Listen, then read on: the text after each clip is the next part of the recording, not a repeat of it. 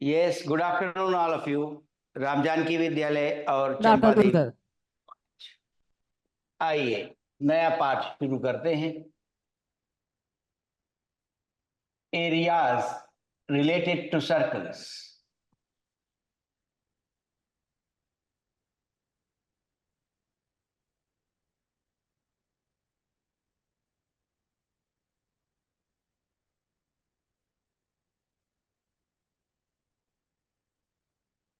Areas related to circles. वृत्त संबंधी क्षेत्रफल। वृत्त से संबंधित आएगा। वृत्त संबंधित क्षेत्रफल। बहुत अच्छे सवाल निकलते हैं। ठीक है, बहुत अच्छे अच्छे सवाल हैं।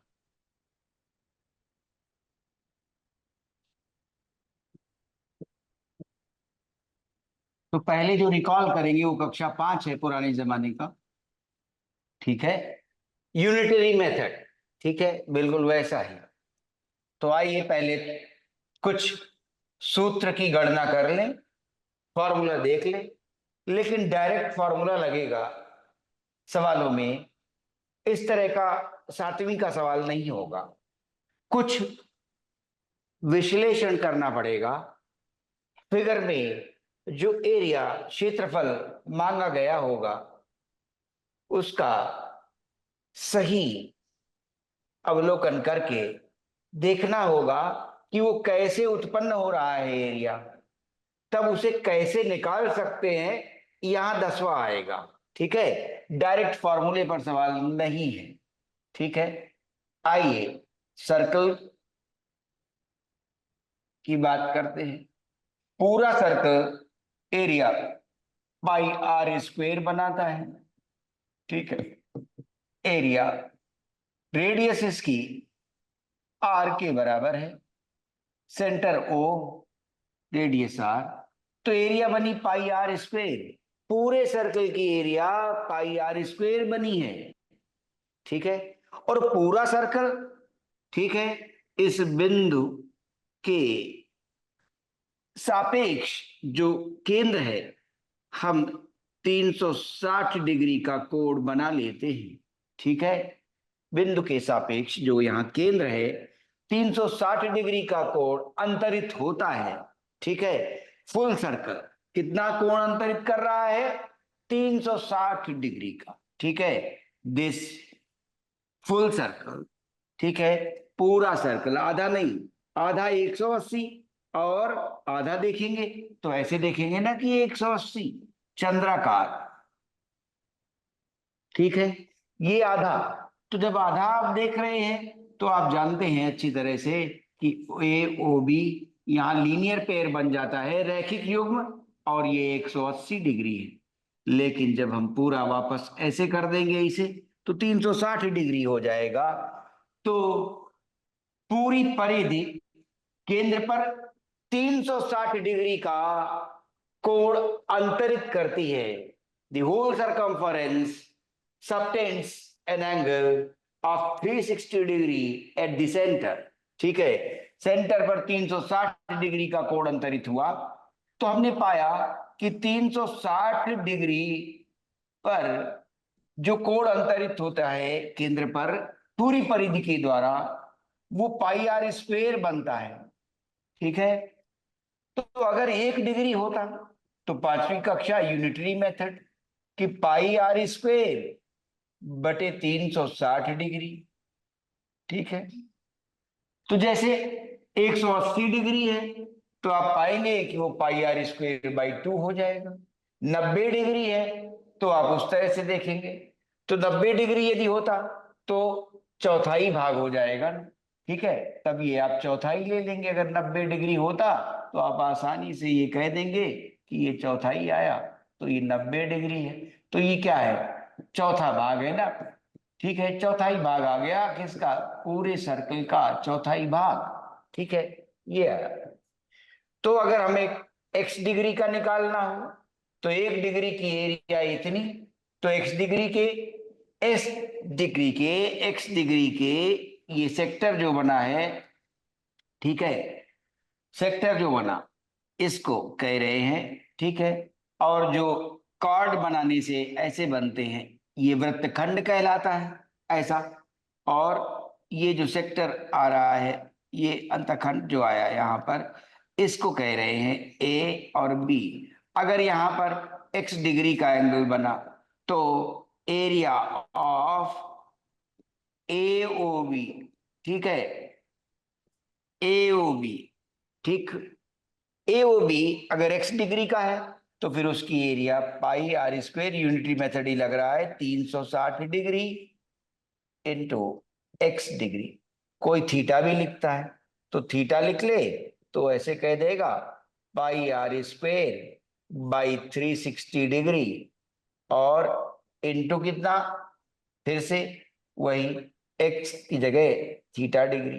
तो अब इसे आसानी से लोग लिखने लग जाते हैं कैसे, कि अगर हमें एरिया चाहिए थीटा डिग्री के सेक्टर की, थीटा डिग्री के सेक्टर की एरिया चाहिए तो theta degree by 360 degree into pi r square, circle के किसी पोर्शन की भाग की एरिया क्या होगी, है ना, किसी सेक्टर की एरिया क्या होगी। यदि वो थीटा डिग्री का है तो theta degree by 360 degree into area of the complete circle pi r square से बनेगी। ठीक है,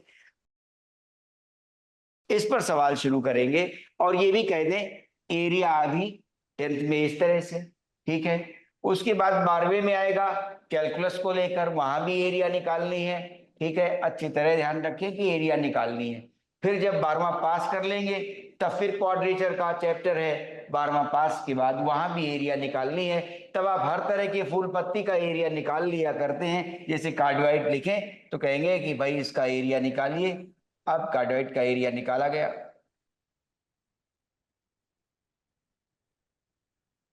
आप इसका एरिया निकाल लेंगे, या 10वीं में आप अभी मेंसुरेशन लगाकर आप ऐसा भी एरिया निकाल लेंगे। कहेंगे कि भाई एक स्क्वायर है 10 सेंटीमीटर का, ठीक है। अब 10 सेंटीमीटर का स्क्वायर है, उसमें हमने इस तरह से अर्धवृत्त बना दिए, ऐसे बनाए अर्धवृत्त, और 4 अर्धवृत्त जब इस तरह से बन गए तो पता चला कि अब ये फूल पत्ती बन गई। अब कह रहे हैं जरा बताइए, ये 4 पत्तियां जो फूल की बनी हैं ये कितना एरिया है, और सर्कल 10 स्क्वायर 10 सेंटीमीटर का था।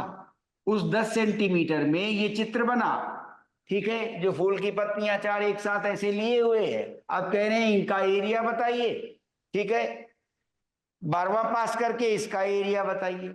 अब कोई डेफिनेट ज्योमेट्री का फॉर्मूला हमारे पास उस समय नहीं होता। अभी जब हम 9वें 10वें में हैं तो हमारे पास डेफिनेट ज्योमेट्री का फॉर्मूला कुछ काम करता रहता है, जैसे यहां काम कर जाएगा। अच्छा, हम स्क्वायर का एरिया निकाल लें और स्क्वायर के एरिया में से जो खाली जगह बची हैं उन्हें घटा दें तो पत्तियों का एरिया निकल आएगा। लेकिन डेफिनेट ज्योमेट्री में ये तो मिल गया क्या, स्क्वायर, लेकिन जो खाली स्थान बचे हैं पत्तियों के अलावा उनको कैसे ज्ञात करेंगे, उनका क्षेत्रफल, ये जानना विचारणीय हो जाता है कि भाई ये कैसे खाली स्थान मिलेंगे, इनका एरिया। डेफिनेट ज्योमेट्री ऐसा कुछ दिख नहीं रहा है कि सर्कल का आधा कर दें, क्या कर दें, तो यहां पर सोचना समझना पड़ जाता है। तो चूंकि एरिया का चैप्टर 12वां और 12वें के बाद भी आगे तक जाता है, ठीक है, एक अच्छा एरिया का सवाल सिविल सर्विसेज में आईएएस में भी पूछा जाता है क्वाड्रेचर को लेकर। तो प्रश्न उठा कि हम अभी से मन लगा सकें कि हमें ये अच्छे एरिया जो चित्र में दिखते हैं निकालने आने चाहिए, ठीक है, क्लियर, इस तरह से। अब देखें कि यहां हम यही आकलन करना चाहते हैं कि जो डेफिनेट ज्योमेट्री का एरिया नहीं है उसको कैसे प्राप्त किया जाए, तो उसकी युक्ति बनानी होती है। यही 10वें से 12वें में अंतर आ जाएगा, ठीक है। वहां कैलकुलस लगाते हैं, मेंसुरेशन नहीं लगाते, यहां पर मेंसुरेशन लगाते हैं, ठीक है, ये बात ध्यान रखनी है। लेकिन अच्छे अच्छे चित्र दिए गए हैं और उनमें आवश्यक एरिया जो पूछी गई है उन्हें निकालना पड़ेगा। उसमें युक्ति ढूंढनी पड़ती है कि जो एरिया मांगा गया है उसे कैसे जनरेट कर सकते हैं। ठीक है, यही सवाल बनता है। ठीक है, बाकी फॉर्मूले में कुछ खास विशेष नहीं है। स्क्वायर का एरिया, रेक्टेंगल का एरिया और डेफिनेट ज्योमेट्री के फिगर्स का एरिया आप 8वीं से पहले से ही जानते हैं। ठीक है, अब प्रश्न उठा कि अब जो फिगर दिखाए गए, बताए गए प्रश्नावली में, उनमें जो चिन्हित है ना, जो चिन्हित है और मार्क किया गया शेडेड एरिया है, चिन्हित है, छायांकित है, वो छायांकित एरिया यदि प्राप्त करना होगा तो डायरेक्ट डेफिनेट ज्योमेट्री नहीं लगेगी। पत्ती, कहले पत्तियों का एरिया, कभी फॉर्मूला ही नहीं पढ़ा पत्तियों का एरिया, कहले ये तो पत्तियां हैं, पत्तियों का एरिया तो आपने कभी पढ़ाया ही नहीं। लेकिन अब यहाँ पत्तियों का एरिया सबका पूछा गया है एक साथ, एक एक पत्ती का नहीं पूछा गया। कहने के चारों पत्तियों का एरिया, अगर स्क्वायर में ये डिजाइन बनी है तो क्या होगा एरिया। कहने भाई स्क्वायर की एरिया में से ये खाली स्थान, पहला और दूसरा और तीसरा और चौथा, ये खाली स्थान निकाल दो, अपने आप पत्तियों का एरिया पता चल जाएगा। लेकिन अब फर्स्ट, सेकंड और थर्ड और फोर्थ ज्ञात कैसे किए जाए, तो सवालों का स्तर यही है कि फर्स्ट, सेकंड और थर्ड, फोर्थ, ये एरिया जो ब्लैंक है कैसे निकलेंगे, यही सवाल की विषय वस्तु हुआ करती है 10वीं में। ठीक है, आइए आगे चलते हैं। चलिए सवाल से ही यात्रा शुरू करते हैं। अब वृत्तों से संबंधित क्षेत्रफल, चलिए पहला सवाल ले रहे हैं 11.1।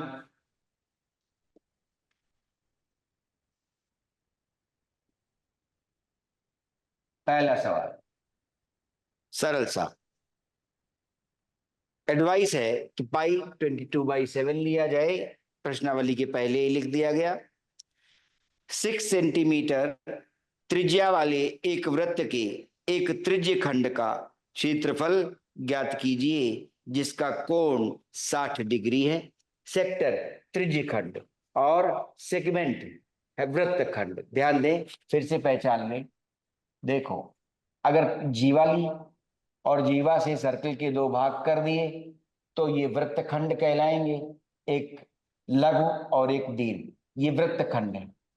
अच्छा, और ये सेगमेंट आया जैसे कि माइनर सेगमेंट, वृत्त खंड, वृत्त के खंड हुए ना, इसलिए वृत्त खंड। लेकिन अब अगर ऐसा हो, केंद्र लिया और एक चाप बनाई ए और बी, और केंद्र को लेकर, तो जो ए ओ बी है ये कहला रहा है त्रिज्य खंड, सेक्टर। ठीक है, हिंदी में लिया त्रिज्य खंड, त्रिज्या से बना त्रिज्य खंड, तो ये ध्यान रहे। अब पहले सवाल में क्या कहा गया, पहला सवाल कहता है त्रिज्या 6 सेंटीमीटर दी हुई है, r is equal to 6 centimetre. उसके बाद एक वृत्त के एक त्रिज्य खंड का क्षेत्रफल ज्ञात कीजिए जिसका कोण 60 डिग्री है। तो त्रिज्या 6 और कोण 60 डिग्री, त्रिज्य खंड 60 डिग्री का सेक्टर बना है, 60 डिग्री का, ऐसे ए बी ओ। ठीक है, एरिया ए ओ बी चाहिए, area of sector A O B, sector A O B. ठीक है, अभी हम लोगों ने फॉर्मूला देखा था, क्या फॉर्मूला बनेगा। ठीक है, theta by 360 degree into pi r square, ये इंटू लगाना जरूरी होता नहीं है। ठीक है, अच्छा आइए, थीटा का मान 60 डिग्री, 360 डिग्री, और उसके बाद इंटू पाई आर स्क्वेयर, पाई उन्होंने कहा है 22/7 एडवाइस की है। तो आर स्क्वेयर, रेडियस 6 सेंटीमीटर दी गई है, 6 सेंटीमीटर, तो रेडियस 6 × 6, ये आ गया 60, और ये 6 हो गए, 6, ये 6 कैंसिल हो गए। ठीक है, कितना आ गया? 22 गुणा 6, 20 गुणा 6 120 और 2 6 12, 132 हो गए। ठीक है, फिर से कंफर्म करें। 6 गुणा 2 12, 1, 6 गुणा 2 12 और 1 13, बटे कितना? 7। ठीक है, इस जगह पर आंसर किताब छोड़ देती है। ये प्रैक्टिस में, अभ्यास में न रखें। बोर्ड में आंसर यहां पर माना जाएगा, बोर्ड एग्जाम में आंसर यहां माना जाएगा। ठीक है, ये प्रैक्टिकल पर्पसेस के आंसर हैं, इनको इस तरह से, ठीक है, नहीं छोड़ेंगे। 7 से डिवाइड करिए, 7 एकम 7, 6 बचे, 2 उतारा, 62 है, 7 अठे 56। ठीक है, और 7 नवा 63, ज्यादा हो जाएगा, 7 अठे 56, बचे कितने? 6 बच गए। ठीक है, 62 थे, 6 बच गए, 0 उतारा, फिर से 7 अठे 56, 4 बचा, उतारा 0, 7 गुणा 5 35 हो गया, 18.85 स्क्वायर सेंटीमीटर। ठीक है, आइए, एक पहला सवाल आपके लिए लिखा गया और जिसमें केवल इतनी ही बात, और ये भी बता दिया गया कि 10वीं के सवाल किस स्तर के हैं, वो बताया गया है, वो इस स्तर के हैं। ठीक है, फिगर बनाएंगे वो, उसमें डिजाइन होगी और उस डिजाइन का एरिया निकालना होगा। ठीक है, धीरे धीरे 12वीं के बाद तक आप यहाँ पहुंचाते हैं जब आप कैलकुलस को इस्तेमाल करते हुए, ठीक है, डबल इंटीग्रल से आप एरिया निकाल रहे होते हैं। ठीक है, इन सब फिगर्स का। ठीक है, ये वाला figure r is equal to a times 1 plus cos theta cardioid कहलाता है।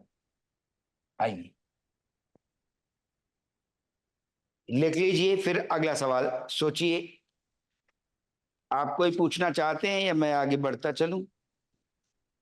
इसमें सवाल काट दिए गए हैं, पुरानी किताब से अच्छे सवाल देने होंगे बोर्ड के लिए जो इंपॉर्टेंट है। किताब कमजोर है बोर्ड एग्जाम के लिए, ये ध्यान रहे। लिखें, आगे अगला सवाल दें, बोलो।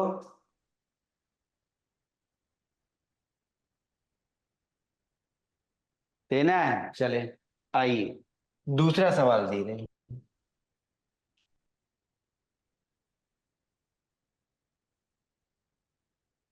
चलिए, बोर्ड में पूछे सवाल ला रहे हैं। The length of minute hand of a clock is 14 centimetre.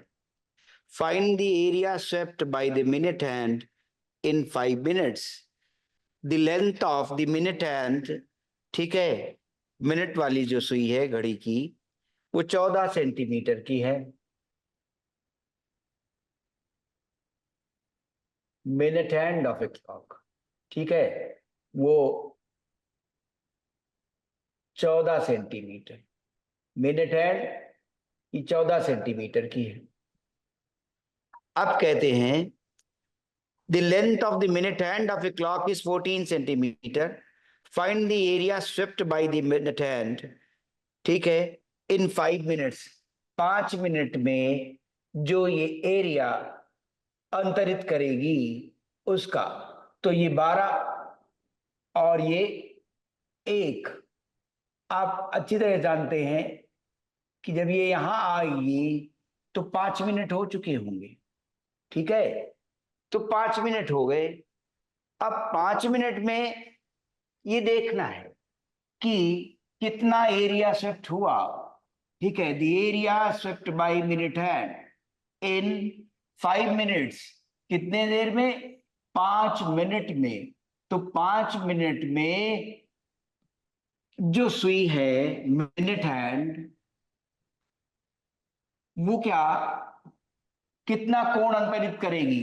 ठीक है, angle subtended by minute hand. ठीक है, मिनट हैंड से कितना एंगल सबटेंडेड है, एंगल सबटेंडेड कितना कोण अंतरित करेगी, है ना, ये ध्यान देना है। एंगल सबटेंडेड अंतरित,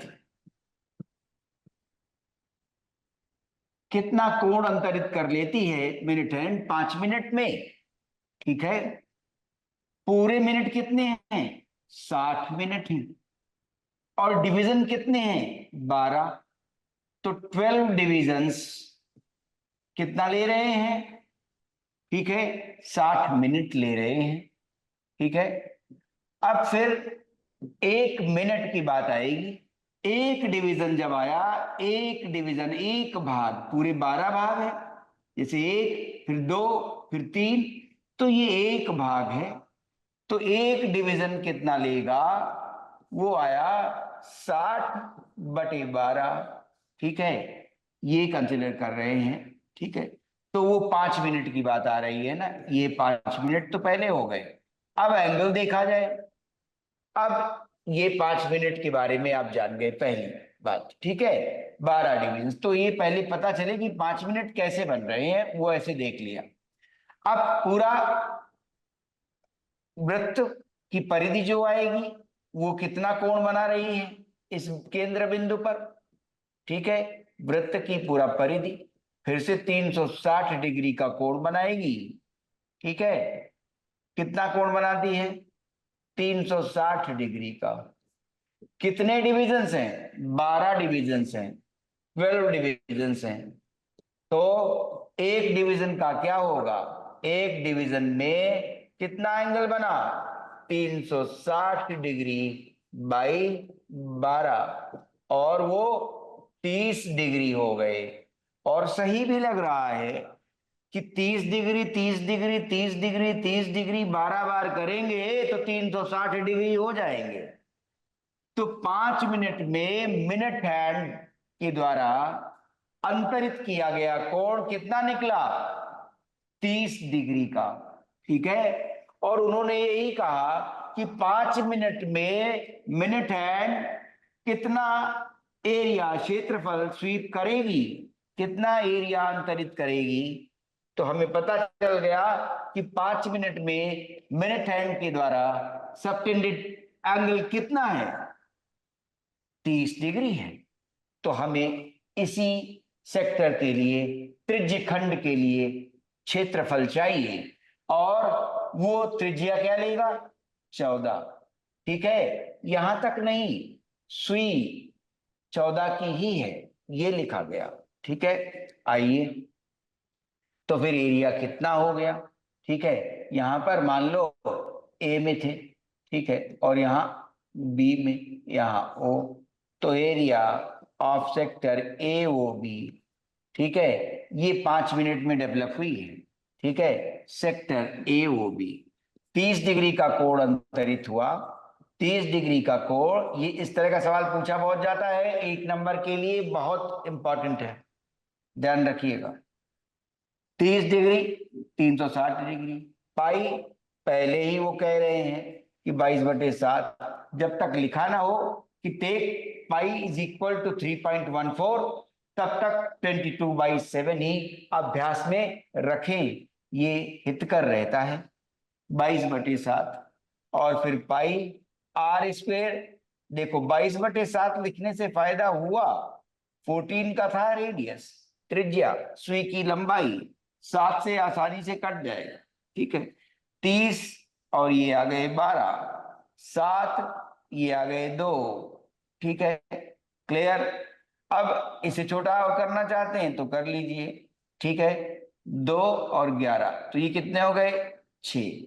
फिर अभी एक बार हो सकता है ये 3, और ये 2 × 3 6, और ये 7। ठीक है, इस तरह से।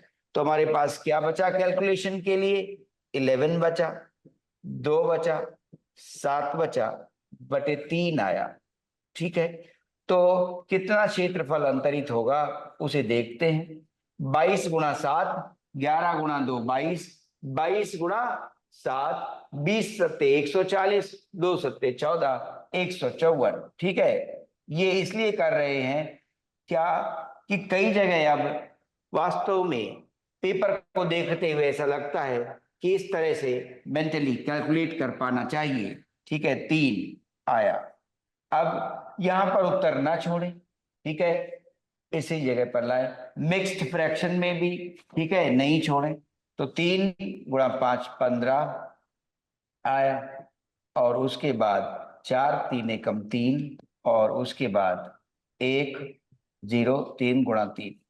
ठीक है, 5 पॉइंट, फिर एक बचेगा। ठीक है, 3 एकम 3, एक बचा, इधर का 9, फिर एक बचा, फिर आया सेंटीमीटर स्क्वेयर, आ गया उत्तर। तो प्रश्न क्या था? प्रश्न ये था कि एक घड़ी में 14 सेंटीमीटर की है मिनट हैंड, मिनट वाली सुई 14 सेंटीमीटर की है, वो 5 मिनट में कितना क्षेत्रफल अंतरित करेगी? तो 5 मिनट में अंतरित किया गया कोण हमें मालूम हो जाना चाहिए, वो 30 डिग्री निकला है। ठीक है, तो एरिया आसान हो गई, 30 डिग्री बटे 360 डिग्री। आगे बढ़े, सिंपल कैलकुलेशन बनाया, रिड्यूसिंग मल्टीप्लिकेशन और डिवीजन, ह्यूज मल्टीप्लिकेशन और डिवीजन से बचना होता है। यहाँ एरिया निकल आया। ठीक है, क्लियर? तो ये पार्ट नया आपका शुरू हो गया। ओके, अब क्लास पूरी हुई। ठीक है, हरे कृष्ण।